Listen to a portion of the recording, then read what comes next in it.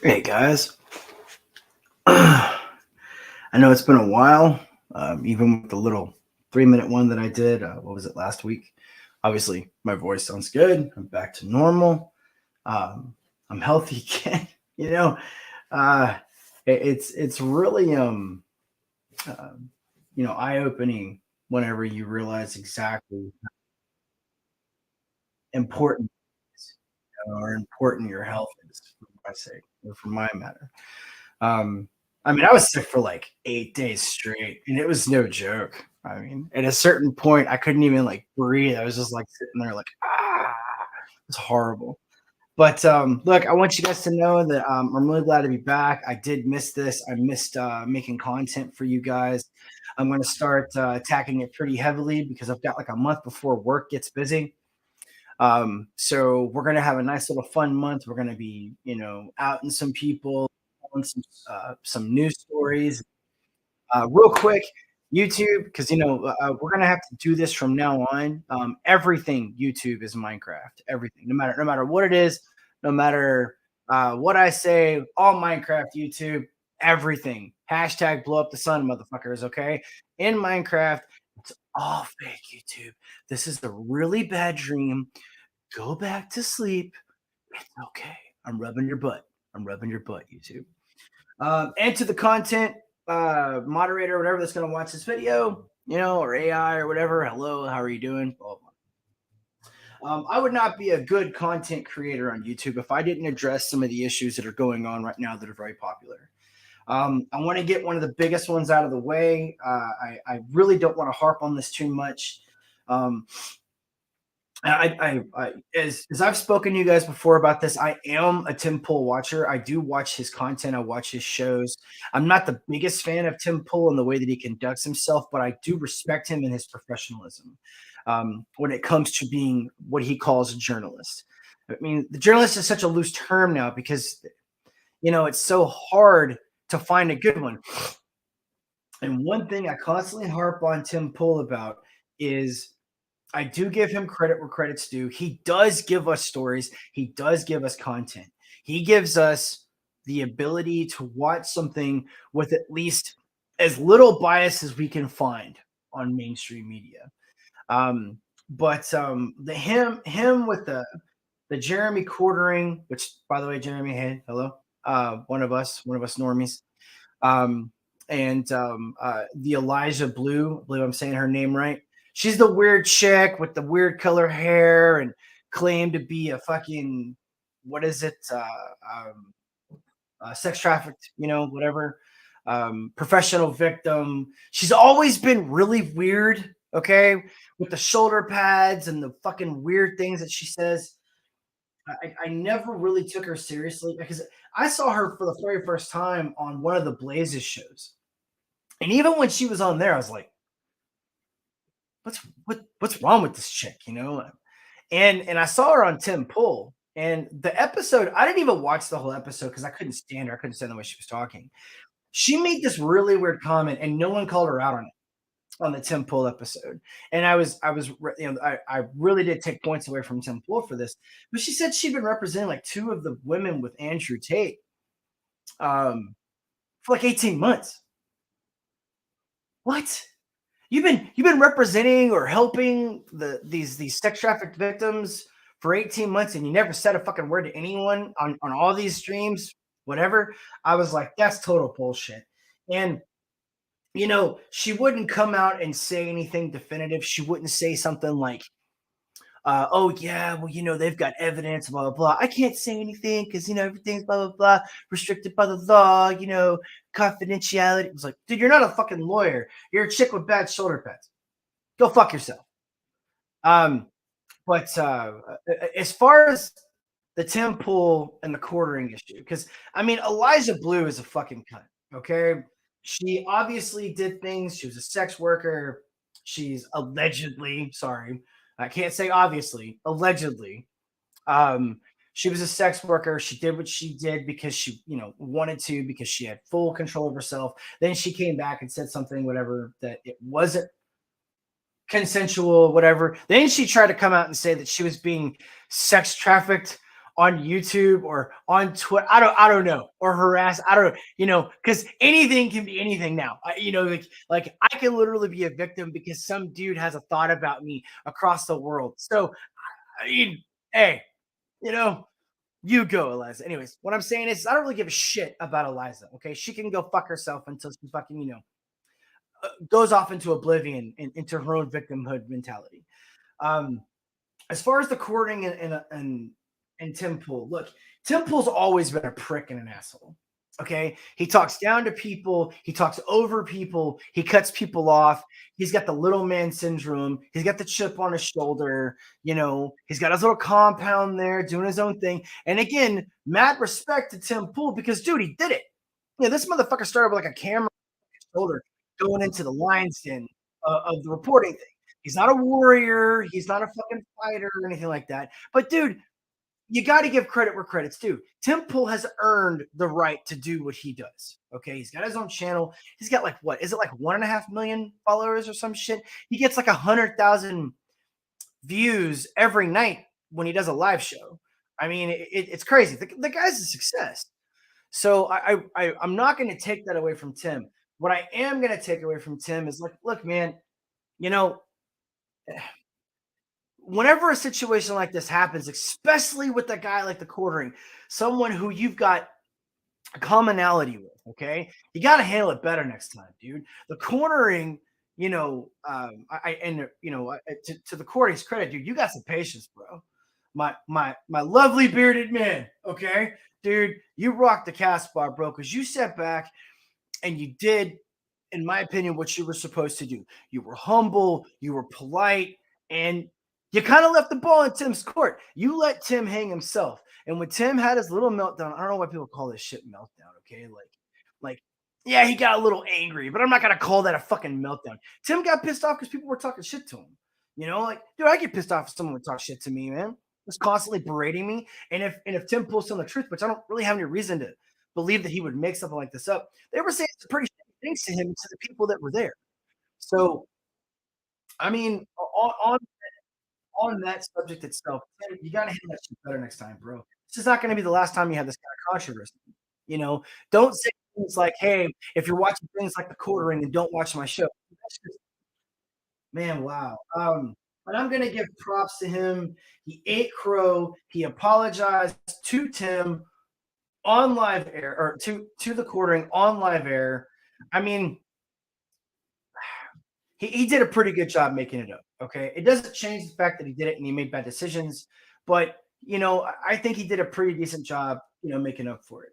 I am on the side with their product though. I think Tim, man, he he's lost touch with reality a little bit, and I think he's lost touch with the fans too. You're getting a little too big for your britches, man. Come back down. And he did say something in his live though. He said he got knocked down a peg. I just think he needs to get knocked down a few more pegs. All right. Again, Jeremy, good shit. Awesome. Maybe one of these days I can actually have a talk with you, you bearded bastard. You're awesome. Okay, now moving on with that, we need to get to the Sydney Watson thing. We have never talked about Elijah Schaefer or You Are Here or Sydney Watson. Dude, what's up, creator? Dude, hey, what's up, man? How you doing? Good to see you, bro. Hope you're doing good, man. I missed you. I missed all of you. Whoever does come and show today, I got you guys planned. I got plenty of stuff to talk about. All I'm doing right now is I'm getting rid of the big talking points because I haven't really had a chance to catch up and make any content. Just bring you back up so you don't have to rewind any. I've got a fun month planned for us, man. I'm gonna be doing some content creation, making some cool videos for you guys.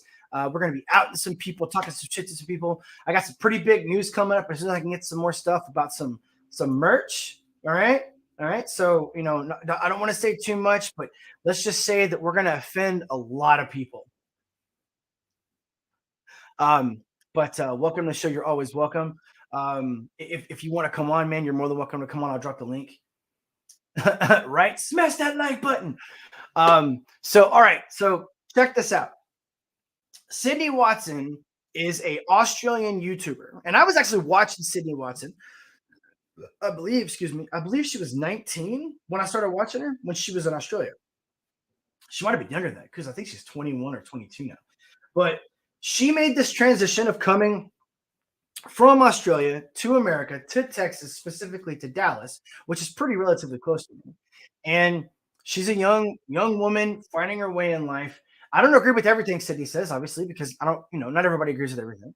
Um, there.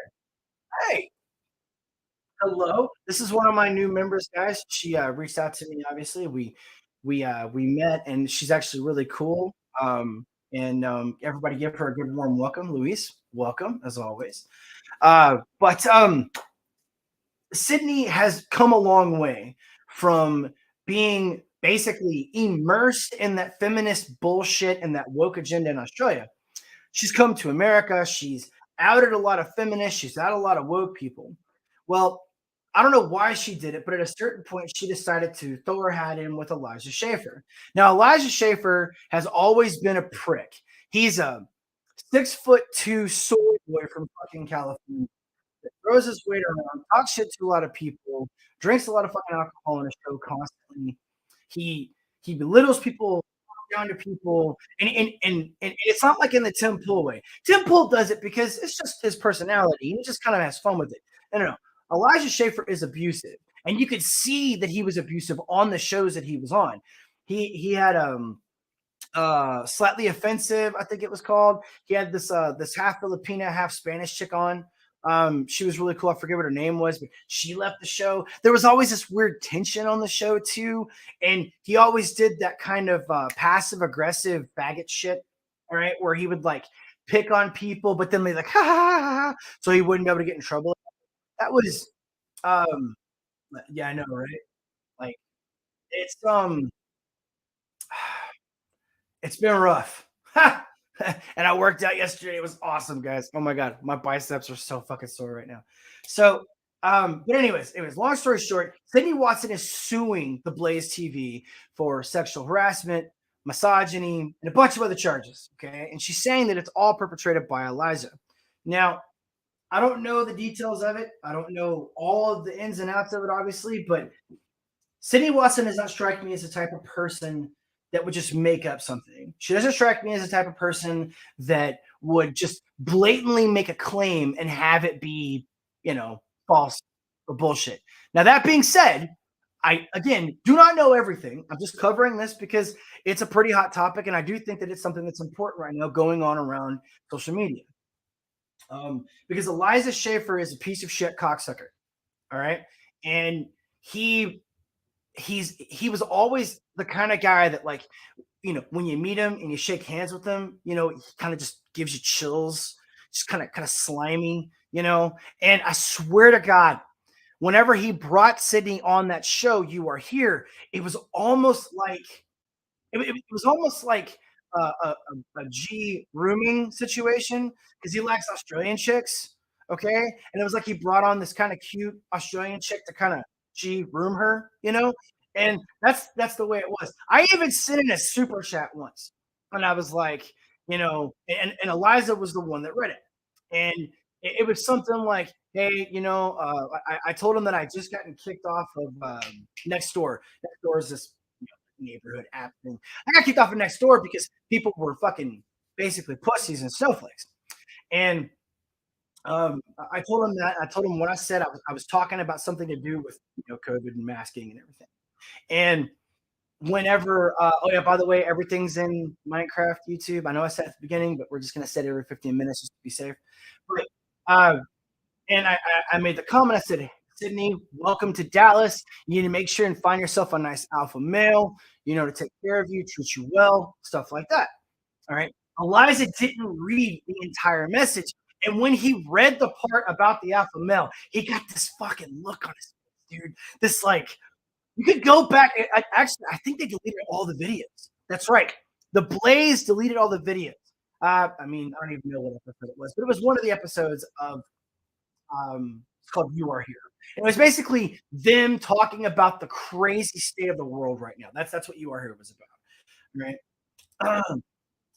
Fills in an EP Steinway. Yeah, Eps, right, dude? Like, yeah. I mean, he's got this like tall, skinny, like girl next door wife. She's not pretty, but she's not ugly. Okay, and she's an Aussie, and she looks scarily like Sydney, and no one called it out. And I'm just like sitting there thinking as I'm watching the show because it was relatively entertaining. And Elijah did create entertainment content. He was an offensive guy talking shit to people that were woke. He had a good gimmick, okay, but he was a piece of shit. All right, that's just kind of the way it went. But I swear, if you can find any of the videos with him and Sydney on You Are Here, go check it out. You'll see what I'm talking about. All right. And that's where the Jack Murphy thing happened. That's where Sydney outed him on the website thing for him making a content or whatever. And he was like, go fuck yourself, Sydney. And she was like, what? Cindy, she's young, dude. She doesn't catch on to certain, things. She was still relatively new to that kind of concept. So, dude, what's up, Quinton? Hashtag both son, motherfuckers. The sun is racist. Dude, welcome back, guys. Look, I got 5 of you in here, so I just want to say right now, thanks all of you. When I was in the Philippines and I was making those little videos for you, I really was making those videos just for you guys. My you know, 7 to 12 people that constantly watch me. I just wanted you guys to see what some of the world was like. Quentin, I know you've traveled the world too. Creators, I know you've kind of done a lot of traveling too. Luis, Luis lives in the Philippines.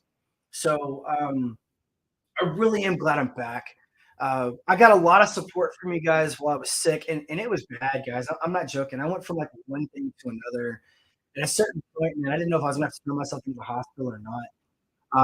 And I talked to like 3 different doctors and took like 8 different kinds of medication. It was brutal. But look, no homo. Thank you guys for all your support. Thank you guys for your words of encouragement. I really do appreciate the fact that you guys are, there. And I never realized when I started this, crazy, stupid channel that I would get the kind of response that I got.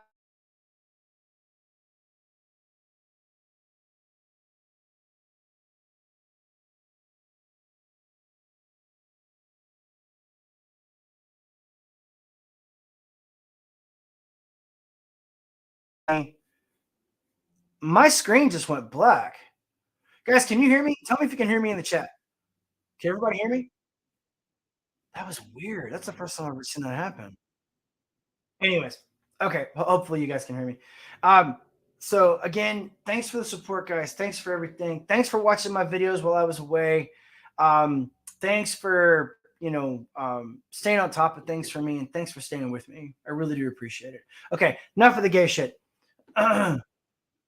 Yeah, it went black, creators. I'm not sure why. Anyways, all right. So let's get to our first story. One more thing. One more quick thing. Hogwarts Legacy is fucking badass. I pre-ordered it, so I got it the day that it came out. I'm level 25. I'm Gryffindor. I've got a black 13-inch one, super bendy. I'm fucking rocking and fucking doing it. Dude, I fucking rocked the Casbah on that game. If you like old school, open world, single player RPG, okay, the graphics are great. It's not like super epic, like into the world graphics or some new thing. I mean, it's just good. It's good graphics.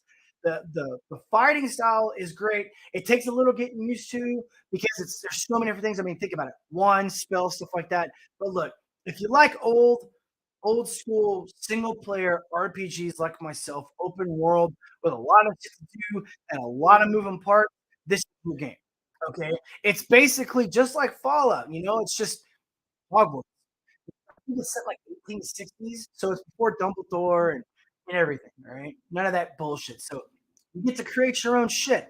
All right, I'm nowhere near done. I think I've only got like it gives you a percentage meter of your completion. I think I'm at like 26% completion, and I'm level 25. So that means there's a lot more to go. Hopefully, it doesn't have a level cap. Oh shit. All right, here we go. Got that one. Let's do this one. You should stream that shit live. Did give the big middle finger to Alphabet Army. Dude. I don't know how. Remember, I'm a tech flunky. Okay, I wouldn't. And remember, I'm doing it on my on my TV and my Xbox. So I wouldn't even know where to start. Okay, seriously, I would not know where to start on how to stream live. I know there's like this thing called Steam, right, or something like that, or is it Discord? I don't know. I don't know, but I, you're not the first person to tell me I should stream gaming. But I'm not really a gamer anymore. Like it would be this one, and Resident Evil 4 is coming out, and I'm gonna love playing that one. Um, I've seen arcade video about Hogwarts, and it was funny, dude. Her matter because she didn't do some inclusivity shit. But guys, the game's awesome. Okay, and there's a lesbian couple in it, and there's a bartender that talks like a dude. I mean, these people want like 50% of the world to look like their mind does. That's what they think representation means. When in all actuality, it's like, 3% of the population. Not even that really. That's just kind of like overall bullshit. But anyway. All right. First story. Here we go. We're gonna start with a big one. I don't want to cover this obviously. So what the fuck? What is this? I want to subscribe that shit. Get off my screen. The fuck was that? Okay. How America took out the Nord Stream pipeline. For those of you that do not remember, let me take you back to a magical time. Let me take you back to when Donald Trump was still president. We had cheap gas.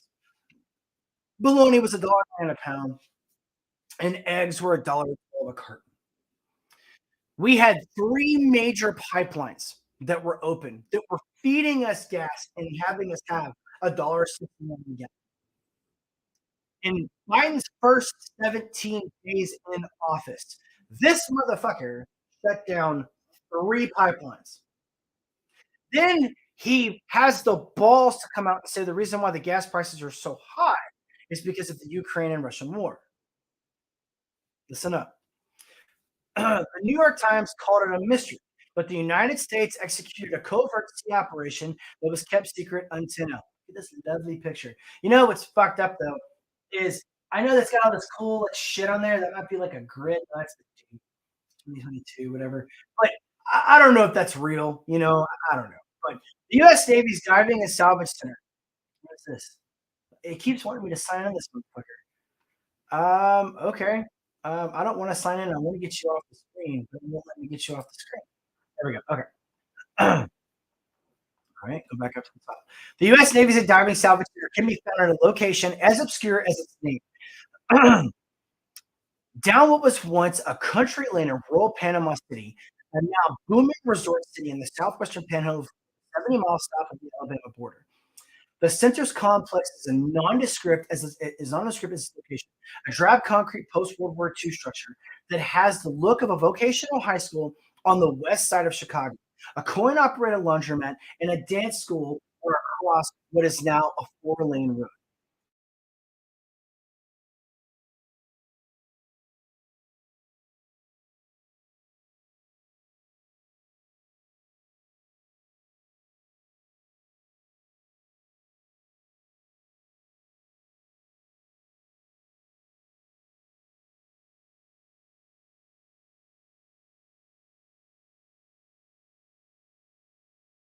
The Panama City Center, which boasts the second largest indoor pool in America, was the perfect place to recruit the best, the most taciturn graduates of the diving school, successfully did last summer what they've been authorized to do 260 feet under the surface of the Baltic Sea. By the way, that is a super deep dive, guys. That I think it takes, from what I remember, that would take six tanks to go 260 feet. You have to carry the tanks with you when you go down. That's how deep that is. That's crazy. They probably have to do that little submarine dive thing, whatever. Last June, the Navy divers operated under the cover of widely publicized midsummer naval exercise known as Vault Tops 22, planted the remotely triggered explosives that 3 months later destroyed three of the four Nord Stream pipelines. According to a source with direct knowledge of the operational plan, two of the pipelines, which are known collectively as Nord Stream 1, have been providing Germany and much of Western Europe with cheap Russian natural gas for more than a decade. A second pair of pipelines called Nord Stream 2 has been built but were not yet operational. Now, with Russian troops massing on the Ukrainian border and the bloodiest war in Europe since 1945 looming, President Joseph Biden saw the pipeline as a vehicle for Vladimir Putin to weaponize natural gas for his political and territorial ambitions. Asking for the moment, Adrian Watson, a White House spokesperson, said in an email, This is false and complete fiction." Tammy Thorpe, a spokesperson for Central Intelligence, similarly wrote, "This claim is completely and utterly false. Biden's decision to sabotage the pipelines came after more than 9 months of highly secret back and forth debate inside Washington's national security community about how to best achieve the goal. From for much of that time, the issue was not whether to do the mission, but how to get it done.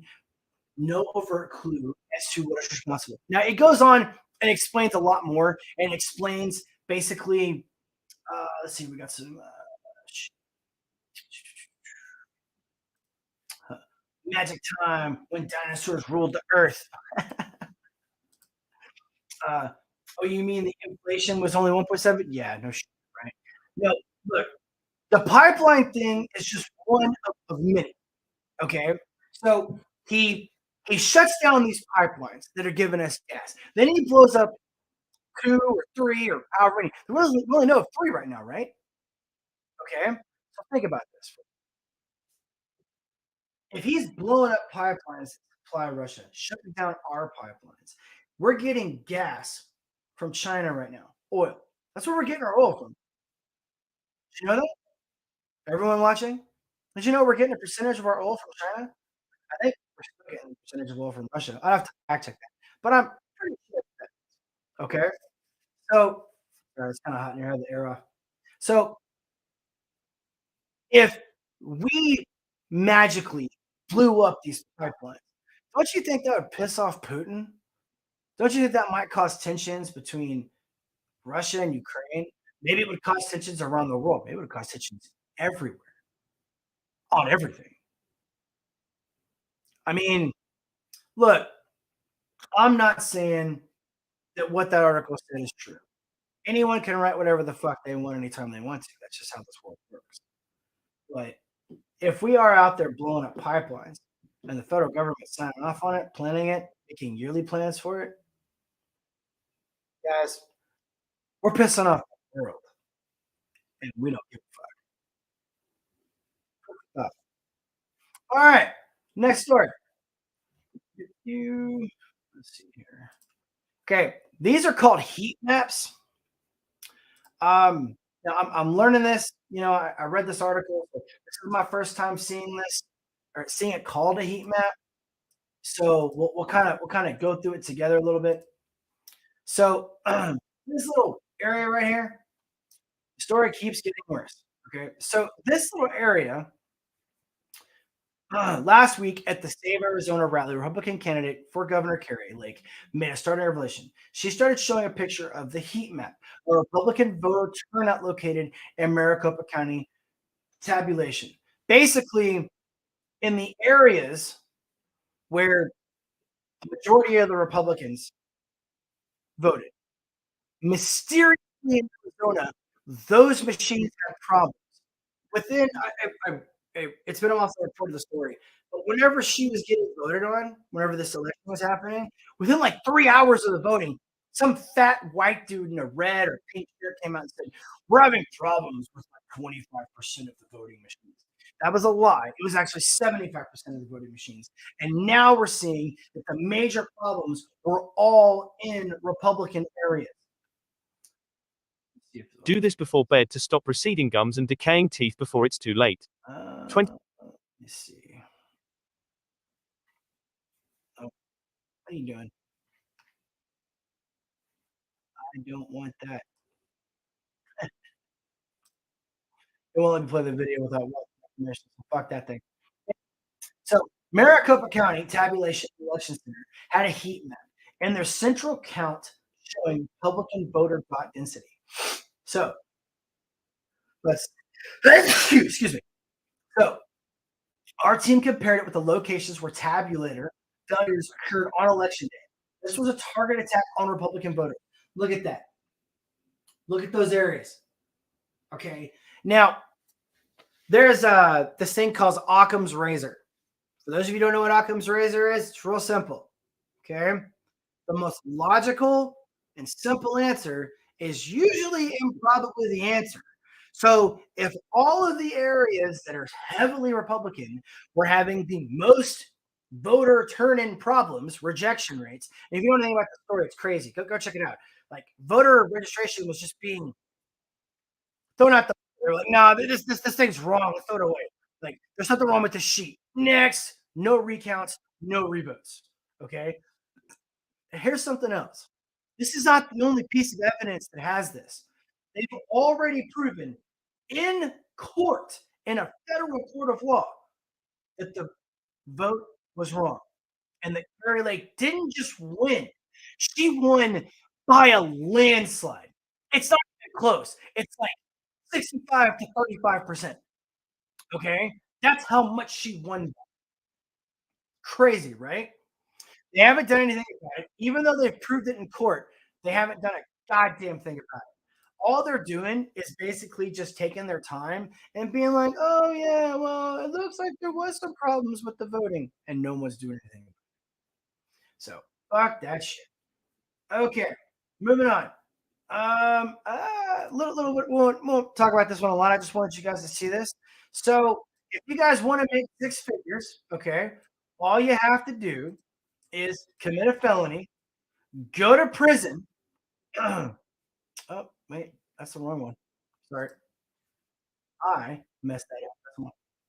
There we go. Why is that not showing up? What the hell? Did I miss it? Yeah, it's like, huh? What the hell? Okay, well, for whatever reason, it's putting the wrong thing on there. Okay, so anyways, so an article was released a couple days, and the article said this. It said if it was from the Daily Wire. If you are convicted of a felony in a federal prison in the state of, I believe it was Arizona, no, Washington. Okay, they want you to work for the federal penitentiary after you get out, and they want to pay you six figures. So if you want to make six figures in Washington, commit a felony, get arrested, get in prison, get out, and apply for a job. They'll love you for it. I love that shit. All right, I got a Gateway Pundit one for you. All right. I think I've got a couple from Gateway Pundit today, actually. Here we go. House chamber erupts in laughter after Biden says we are going to do oil for at least another decade. In his speech, if you guys didn't watch his speech, he made a complete gaffe and basically joked about how they're going to need oil for 10 years. You remember there's some stupid plan saying that we're going to have all electric cars by, what was it, 2035? Anyways, so everyone erupted in laughter when he said that. A majority of the the speech was total bullshit. He even made a gaffe about how a majority of Republicans want to get rid of Medicare and Social Security. Oh my god! And if you watch The View, all right, that lovely show, because everything the president says becomes law, you know, with the leftist. So on The View, the very next day, that stupid fucking woman, the Jewish lady, she was like, "I don't understand how these people can vote for Republicans when they want to do something like get rid of Social Security and Medicare." No research. So that's what I was talking about earlier about journalism. No research, no evidence to the contrary, nothing. Just reporting exactly what the president said. The president just said it too. The Republicans have never, at least not that I've seen any news reports, I've never seen it. They haven't produced a bill trying to get rid of Medicare. Now they are trying to get rid of taxes. Them trying to get rid of taxes. Who knows? All right. All right. Byron Donald. Okay. This guy's becoming a hoss real quick. Check this mother.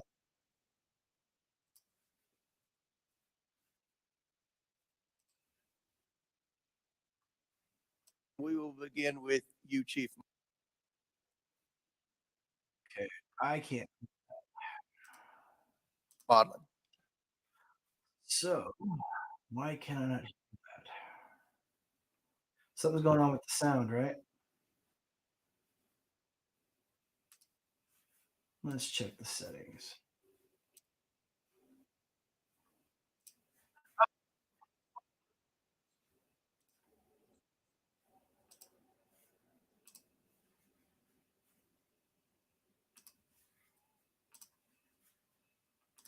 Mr. Chairman, real quick, and I apologize. I know the proceedings of the committee room. I'm just going to cut to the chase. For my colleagues on the other side of the aisle who want to state that we're using this hearing for white nationalism, I'm not doing that. So if you feel that strongly, come walk to this side of the room and let's talk about it face to face. But leave that kind of silly stuff for somebody else. Don't bring that here today. This stuff is serious. I apologize, Mr. Chairman. Chair recognizes Mr. Donalds for 5 minutes. Thank you, Mr. Chair, Chief Modlin, Chief Chop. That is fucking crazy. How in the world? Okay, I don't understand a lot of things when it comes to how do I want to say this? When it comes to politics. Chavez, thank you for being here. We're gonna go really fast. A lot of stuff to cover. Going back for the past 12 years, border encounters. 2010. 447,000, 2011, 327,000, 2012, 356,000, 2013, 414,000, 2015, 331,000, 16, 408,000, 17, 303,000, 18, 396,000, 2019, 851,000, 2020, 400,000, 2021, 1.6 million, 2022, 2.2 million. There was somebody who became president of the United States in January of 21. And on January 20, 2021, this gentleman actually got rid of the Migrant Protection Protocols, the MPP program. He stopped border wall funding. He actually gutted the interior enforcement against illegal aliens. He put a 100-day moratorium to study border security protocols. In your opinions, you've done this job, both of you, for quite some time, and we thank you for your service. But in your opinion, do you believe these policy changes actually led to the drastic increases in border encounters at the southern border? Thank you, sir, for the question, and I will try to go fast. What I can tell you in 27 years is that migration is very complicated. There are push and pull factors. The thing I can tell you that goes to the spike that you're talking about is in the Tucson sector, interviewing people post-arrest. What became the most common response was that they believed that when the administration changed, that the law changed and policy changed, and that there. Okay, this guy is one of the head honchos in immigration. Make sure you understand that.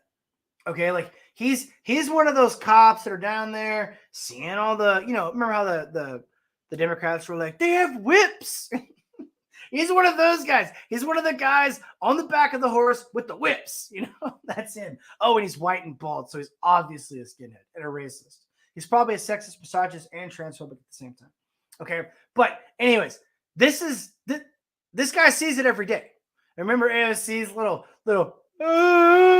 pictures when she was on the thing. There was an open border. Chief, I'm glad you said that, because, ladies and gentlemen, the law did not change. Joe Biden decided not to follow the law. I've actually been, Chief Chavez, I've been in your section. I was that member that went to that bus that's run by HHS that was taking migrant children out of your holding facilities, and they were taking them to unmarked hotels somewhere along the southern border, which, by the way, is a no-bid contract to some for-profit company from the Department of Homeland of HHS to some for-profit company. We're not doing anything about it. This is recent. This is 2/7/23. We're not doing anything about this. We're just letting it happen. And this might be a conspiracy theory, but bear with me on this. If you flood southern states, which generally speaking vote Republican, with foreigners, illegal aliens that come in, thinking that it's the left, the Democrats, that allowed them to come in and live here. 6 million people. He just said it right there. We're on pace to get 6 million of these motherfuckers, almost 7 million of them. That's going to change voting in the South. It's a pretty good plan. Yeah, conspiracy, right? Anyways, enough of that shit. Okay, let's see here. All right. Next, let's do that guy's name is Byron Donalds. Badass motherfucker right there. Okay, fucking hoss. Okay, so this is about Twitter. I knew we were gonna talk about this. It's a two-part for me. All right, it's probably one of the bigger stories that's out right now, non-social media wise. Okay, even though it's about social media, I guess. So it's a non-social media, maybe? I don't know. Anyways, okay. So this douchebag right here was one of the people that was in charge of Twitter while he was there. Before, this is pre-Elon Musk. Okay. So former Twitter exec admits using disappearing message apps with government officials. Speaking before the House Oversight Committee, former Twitter global head of trust and safety, Yoel Roth. I love his name, dude. By the way, okay, his pictures are totally different from before this, all right? He looks totally different in these pictures. His other ones, he looks like a total douchebag. I mean, he still looks kind of douchebag, but like even a bigger douchebag in his other pictures, all right?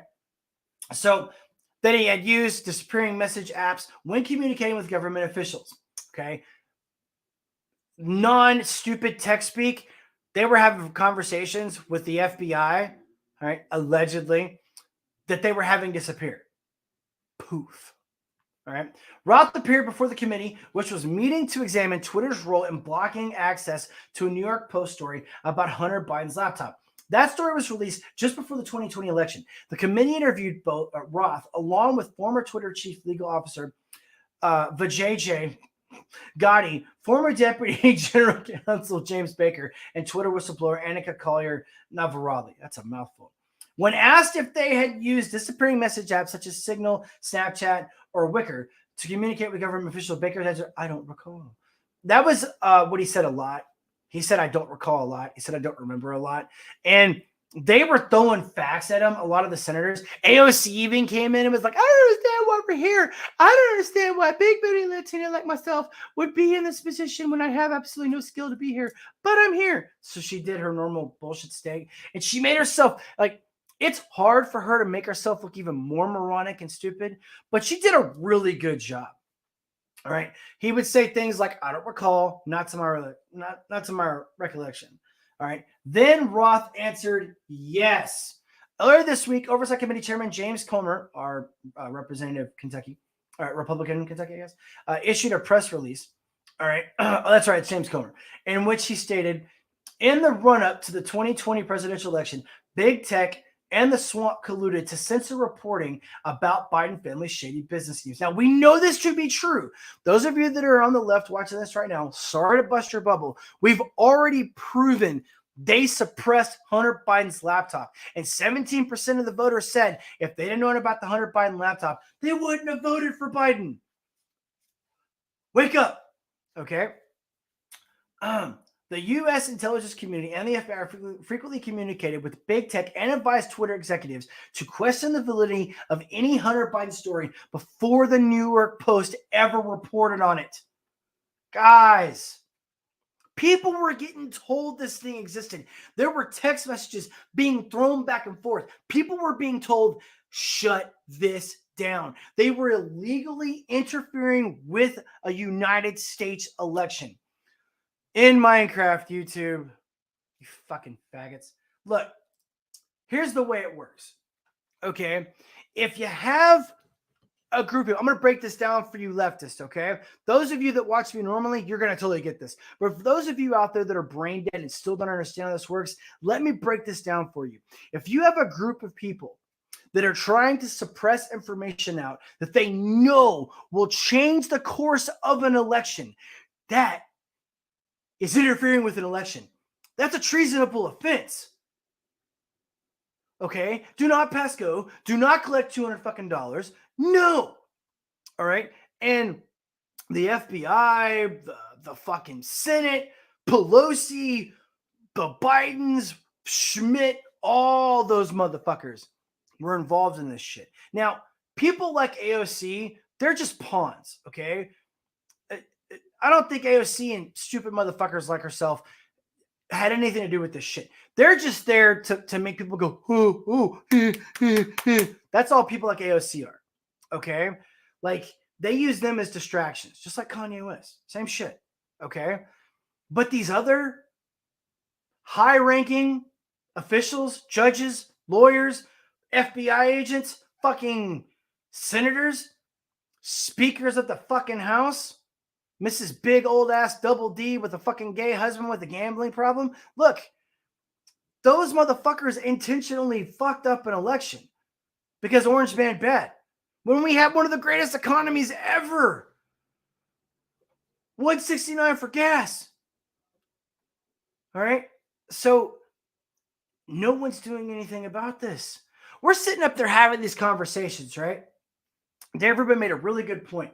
The Republicans are finally starting to grow a fucking set of nuts. They're finally starting to fucking fight back and do something about this. All right. It's probably going to be too little too late. I hope it's not, but more likely than not, it is. But hey, let's keep our fingers crossed and just kind of hope and pray. I got a part 2 on this. All right. So if you guys don't know who Lauren Boebert, she's a kind of cute mom of 4, married to fucking I think she's married to a cop or military guy. But she's a senator or a governor. I saw her on Timcast, or was it Timcast? Yeah, Timcast went to her thing. She might be a senator. But she's pretty cool, man. She's pretty base, like for real. I didn't know who the fuck she was until she was like Timcast. Who the hell do you think you are? Lauren Boebert goes off on former Twitter officials for silencing Americans. Yael Roth gets caught in a possible lie. There's a video on this. Do they have it in here? They don't have it in here. I think I've got it on the clips. Okay, but this is her. All right. The House Oversight Committee on Wednesday held committee hearing on the government silencing of free speech related to the Hunter Biden's laptop report. Here is the witness list, courtesy of GGP's Christina Lala. I don't see it anywhere, so apparently you had to click on something. All right. Vijaya Gotti, former chief legal officer, Twitter. James Baker, former deputy general counsel, Twitter. Yael Roth, former global head of trust safety and Twitter. Annika Collier, Congresswoman Lauren Boebert, Republican, Colorado. Okay, she is a senator. Delivered the brutal truth exposing how Twitter colluded with the deep state to silence millions of ordinary American citizens and patriotic government officials like her. It says pick Twitter. Let me see if this is it. Maybe this is it. Is this it?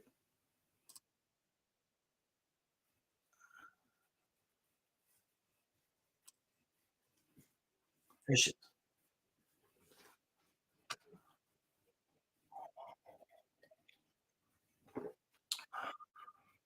I want a butt.